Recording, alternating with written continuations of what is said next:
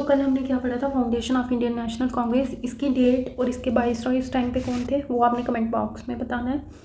इसका जो first session था वो कहाँ पे हुआ था, वो हुआ था बॉम्बे में। और इसके फर्स्ट प्रेसिडेंट कौन थे, WC बनर्जी। और एक और चीज़ मैंने कल आपको बताई थी कि जो इसका सेशन है वो हर 6 मंथ के बाद रोटेट होता है। उसके बाद जो भी होम स्टेट का मतलब लीडर कभी भी प्रेसिडेंट नहीं बनता।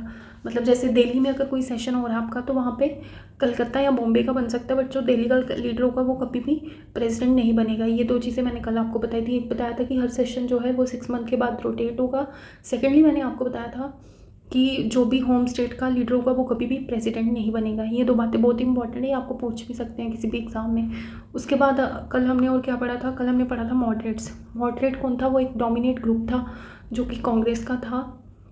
इसमें कौन कौन आता है, इसमें आता है आपका फिरोजशाह मेहता आते हैं, दादा भाई नौरोजी आते हैं, WC बनर्जी आते हैं और SN सुरेंद्रनाथ बनर्जी आते हैं। ये आपके कुछ एग्जाम्पल हैं जो कि मॉडरेट्स में आते हैं। उसके बाद क्या बताया था मैंने आपको, बताया था कि वो कैसे जो मॉडरेट्स थे वो अपनी डिमांड्स को रखते थे।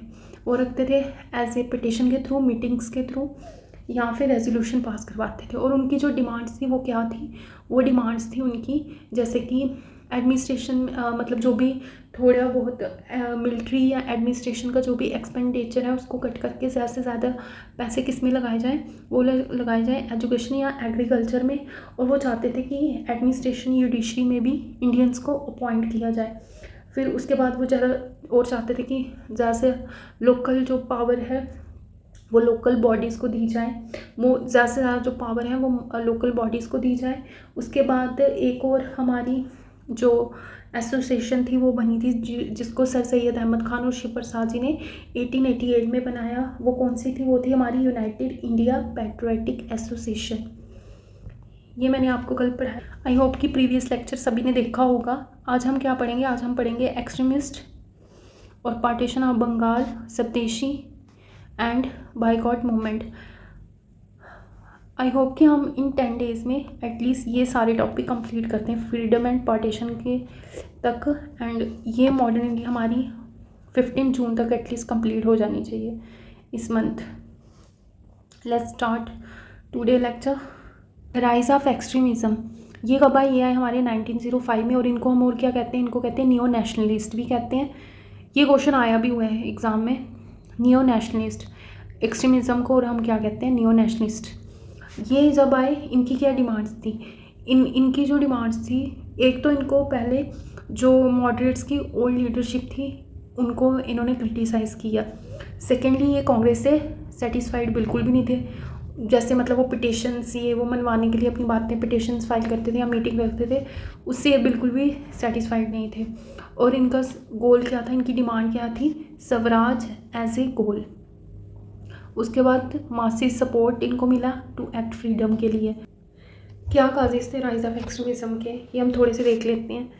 Famine 1896-1900, Calcutta municipal amendment act of आया हमारा 1899 में।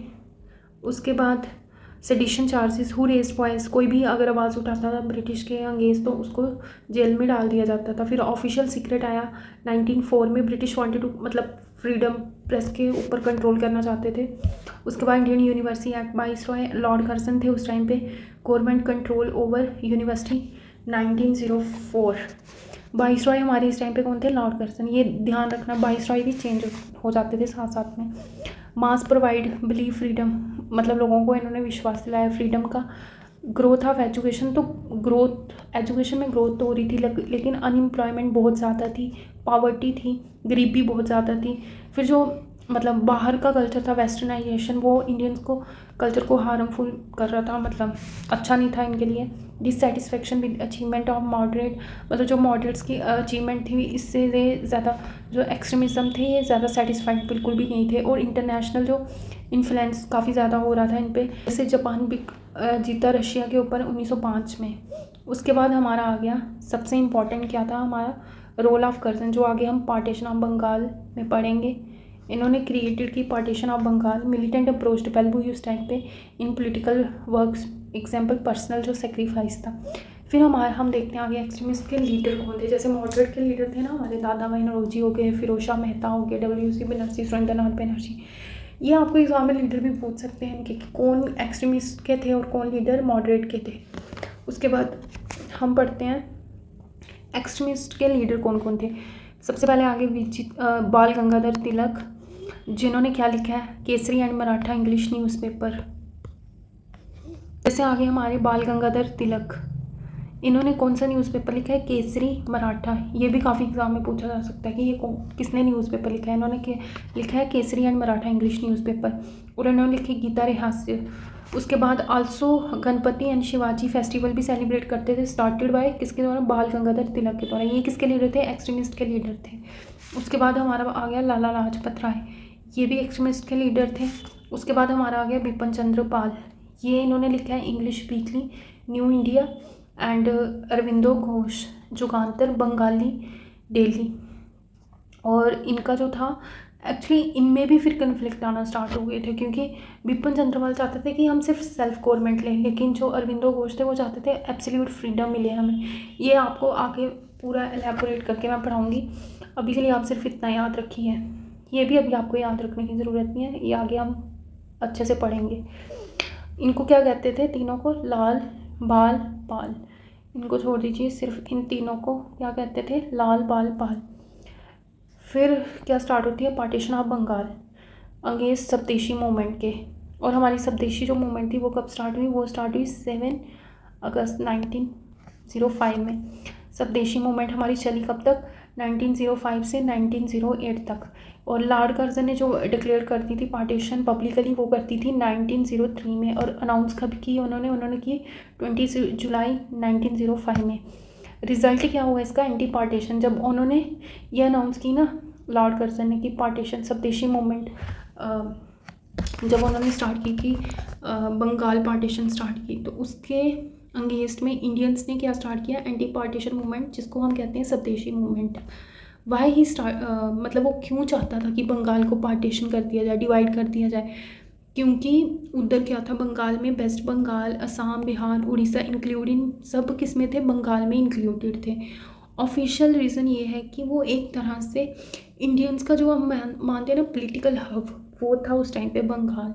एक तरह से हार्ट था इंडियंस का, कह सकते हैं नर्व सेंटर था इंडियंस का बंगाल। और लॉर्ड कर्जन क्या चाहता था, वो डरता भी था कि अगर ये मतलब अगर मैं इनको डिवाइड कर दूँ तो क्यों ना अच्छा हो। मतलब जैसे हमने पीछे पढ़ा कि इन्होंने स्टार्टिंग से ही स्टार्ट कर दिया था कि divide and rule policy start करेंगे। तो लॉर्ड कर्जन ने सोचा क्यों ना मैं इस जो इंडिया का नर्व सेंटर है इसको ही क्यों ना मैं डिवाइड कर दूँ। तो उसने आगे हम देखते हैं रीज़न, तो उसने बड़ा ही सिली सा दिया। उसने बोला कि जो बंगाल है वो बिग एडमिनिस्ट्रेशन है, बहुत ही बड़ा एडमिनिस्ट्रेशन है, जिसको हैंडल करना बहुत डिफ़िकल्ट है। था तो रीज़न मतलब ऐसे ही, लेकिन वो एक्चुअल में इसको क्या करना चाहता था, डिवाइड करना चाहता। रियल रीज़न यही था कि वो एक तरह से इंडिया का पॉलिटिकल सेंटर था, वो उसको वीक करना चाहता था बंगाल को। जो लॉर्ड कर्जन था वो बंगाल को वीक करना चाहता था, क्योंकि वो क्या था, वो था इंडिया का nerve centre of Indian nationalism का। हाउ ही वीकर बंगाल, कैसे वो बंगाल को वीक करना चाहता था। वो चाहता था कि he thinks that east Bengal that is today called, जिसको हम बांग्लादेश कहते हैं, मेड ए डिफरेंट स्टेट। अगर उसको मैं डिफरेंट स्टेट बना दूं, जैसे ये मैंने आपको बताया, यहाँ पे असम आ गया, ये बिहार आ गया, ये हमारा वेस्ट बंगाल आ गया। ये जो वेस्ट बंगाल है ये हिंदूज़ का हो गया, और ये था यहाँ पे सारा, ये था सारा मुस्लिम का। और ये जो है आज क्या है, बांग्लादेश है ये हमारा। कि अगर मैंने हिंदू और मुस्लिम को क्या किया, डिवाइड कर दिया इसने। He thinks that east Bengal that is today called Bangladesh made a different state अगर बना दूँ, क्योंकि ईस्ट बंगाल मुस्लिम कम्युनिटी थी, मोर देन हिंदू से ज़्यादा थे, तो वो आज क्या बन गया, बांग्लादेश बन गया। He was not only divided people, मतलब उसने लोगों को सिर्फ रिलीजन बेसिस पे ही नहीं डिवाइड किया, बल्कि लैंग्वेज बेसिस पे भी कर दिया। लैंग्वेज बेसिस पे भी कर दिया डिवाइड, और रिलीजन बेसिस पे भी कर दिया। सो इन बंगाल, जो बंगाल के लोग थे वो अपनी ही स्टेट में मिनॉरिटी में हो गए, ठीक है, अपनी ही स्टेट में मिनॉरिटी में हो गए वो। Adding Hindi speaking and Odia, वो मिक्स हो गए उसमें लोग, हिंदी स्पीक बोलने वाले और ओडिया पीपल भी, और जो बंगाली थे वो भी अपनी ही स्टेट में माइनॉरिटी पीपल हो गए। And he succeeded that Indian people were not United, और इस तरह से वो सक्सीड हो गया कि इंडियन पीपल जो है वो इकट्ठे ना रह पाए। फिर जो हमारी एंटी पार्टीशन स्टार्ट होती है, जिसमें कि हमने पीछे देखा कि स्वदेशी मूवमेंट हमारी स्टार्ट हो जाती है ना, यहाँ पे हम देखते हैं ना, जैसे ये हमारी एंटी, जब वो पार्टीशन करता है बंगाल की, तो उसके अगेंस्ट में Indians anti partition movement start करते हैं, जिसको हम स्वदेशी मूवमेंट कहते हैं। तो इसमें जो मॉडरेट्स थे, मॉडरेट का क्या था, फाइल पटिशन, पब्लिक मीटिंग्स करना, पब्लिश्ड न्यूज़पेपर। एग्जाम्पल ये आ गया हमारा बंगाली जो सुरेंद्रनाथ बनर्जी ने लिखी है, उसके बाद ये इनका न्यूज़पेपर था सुरेंद्रनाथ बनर्जी का Bengali. But all of this does not matter for britisher, ये लॉर्ड कर्जन, और इनके लिए कुछ भी ये मैटर नहीं करता था कि मॉडरेट्स क्या कर रहे हैं, फाइल पटिशन कर रहे हैं या मीटिंग्स कर रहे हैं, न्यूज़पेपर, ये इनके लिए कुछ भी मैटर नहीं करता था।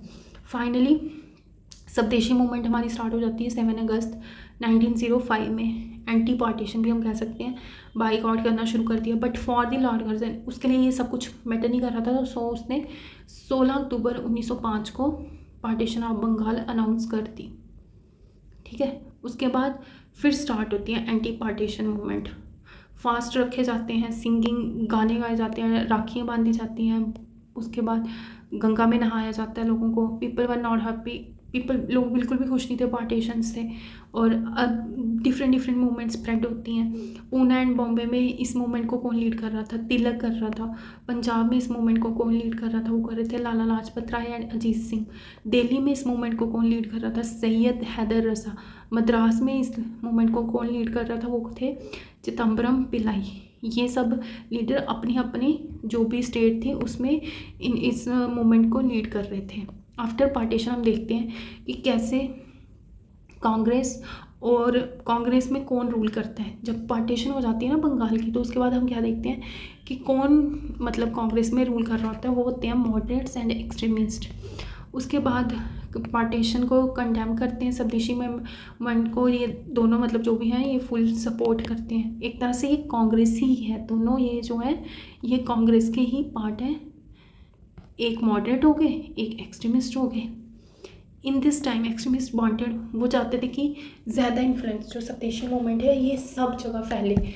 नाउ एक्सट्रीमिस्ट इन्फ्लुएंस स्वदेशी movement Lal Pal Ghosh and now they wanted, वो चाहते थे कि फॉरेन गुड्स जो हैं इनको बायकॉट किया जाए, गवर्नमेंट कॉलेजेस को बायकॉट किया जाए, government school, government service, court, legislative council, municipality, government titles, महाराजा, इन सबको क्या किया जाए, बायकॉट किया जाए, जिससे हमारी बातें मानी जाए। और they also wanted against Britishers के मतलब अगेंस्ट क्या चाहते थे, पैसिव रेजिस्टेंस हो। जो मॉडरेट्स थे वो क्या करते थे, वो करते थे सिर्फ petitions, file petitions, public meetings published in newspaper में देना। लेकिन ये क्या थे, ये चाहते थे कि पैसिव रेजिस्टेंस हो, मतलब बायकॉट किया जाए, नॉट प्रेयर्स नॉट पटिशन्स। ये चाहते थे कि नॉट प्रेयर एंड पटिशन किया जाए, बल्कि पैसिव रेजिस्टेंस किया जाए। इंडिपेंडेंस फ्रॉम फॉरेन रूल, जो फॉरेन रूल है इससे आज़ादी मिले हमें। मास struggle, public support in new name of movement, लोगों की सपोर्ट भी मिली इनको in the name of movement. फिर उसके बाद आ गया आने के लिए टेक्निक कौन सी अपनाई है इन्होंने, बाइकआउट। फॉरेन जो क्लोथ थे उनको बाइकआउट किया गया, गुड्स वगैरह जो भी सामान वगैरह था उनको भी बाइकआउट किया गया। समितिस बनाई गई जिसमें स्वदेशी बनसभा समिति जो कि अश्वनी कुमार दत्ता जी के द्वारा क्रिएट की गई। ये हमारी स्वदेशी मूवमेंट में क्रिएट की गई ये वाली समिति, और ये काफ़ी बार आपको एग्जाम में पूछे जा सकती है कि किनके द्वारा बनाई गई है। सोशल वर्क स्टार्ट हुआ, ट्रेनिंग, स्वदेशी क्राफ्ट बनाना स्टार्ट किया, उसकी ट्रेनिंग स्टार्ट हुई, फेस्टिवल स्टार्ट किए पॉपुलर जैसे गणेश, शिवाजी। और ये हमारे किन्होंने स्टार्ट किए थे, हमने पीछे पढ़ा है, बाल गंगाधर तिलक जी ने, गणेश एंड शिवाजी फेस्टिवल। फिर उसके बाद इसमें ये बताया जाता है कि कैसे ब्रिटिशर की जो पॉलिसीज़ हैं वो हमारे लिए अच्छी नहीं है। सेल्फ रिलायंस, आत्मशक्ति, सेल्फ सफिशिएंसी इन डेली प्रोडक्ट्स।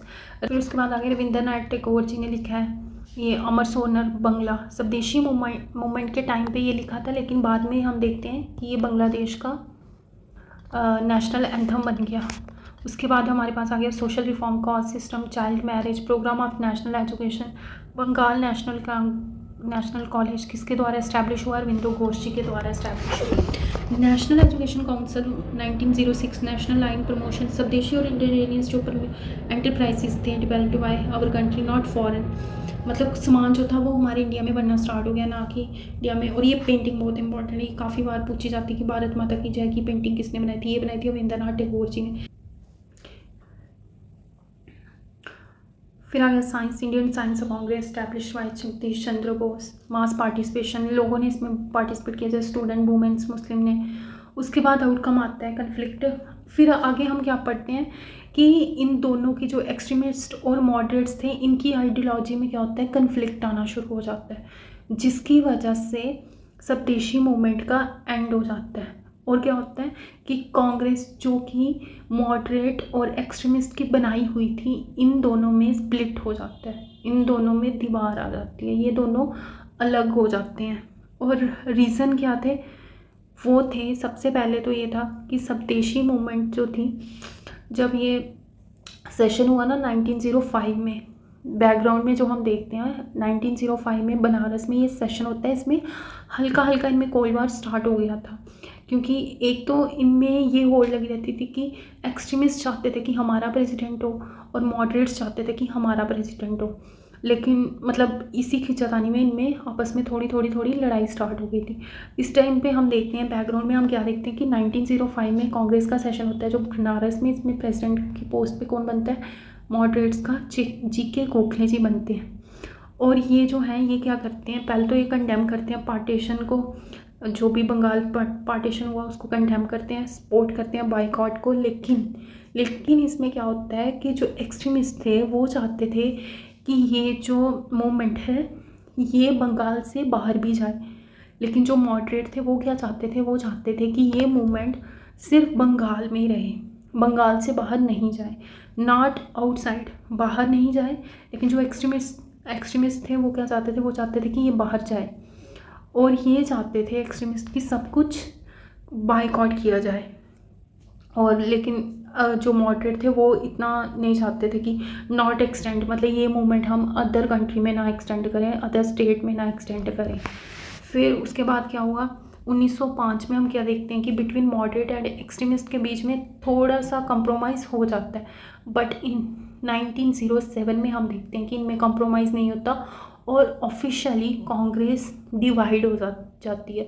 मतलब मॉडरेट अपना अलग हो जाते हैं और एक्सट्रीमिस्ट अलग हो जाते हैं। और कैसे अलग होते हैं वो हम पढ़ेंगे नेक्स्ट लेक्चर में। आगे बहुत ही इंटरेस्टिंग लेक्चर आने वाले हैं कि कैसे ये डिवाइड होते हैं और कैसे ये आगे जाके, और मतलब जो एक्सट्रीमिस्ट हैं वो भी डिवाइड हो जाते हैं और मॉडरेट हैं वो भी अलग पार्ट में डिवाइड हो जाते हैं। और कैसे इंसिडेंट होते हैं, प्रेसिडेंट बनने की होड़ में किस हद तक चले जाते हैं, शो इंसिडेंट इवन हो जाते हैं, वो हम आगे आने वाले लेक्चर्स में पढ़ेंगे। तो आई होप कि आज का लेक्चर आपको पसंद आया हो। प्लीज़ लाइक एंड सब्सक्राइब कर दीजिए, और अगर आपकी कोई भी क्वेरीज़ हैं वो आप कमेंट बॉक्स में बता सकते हैं।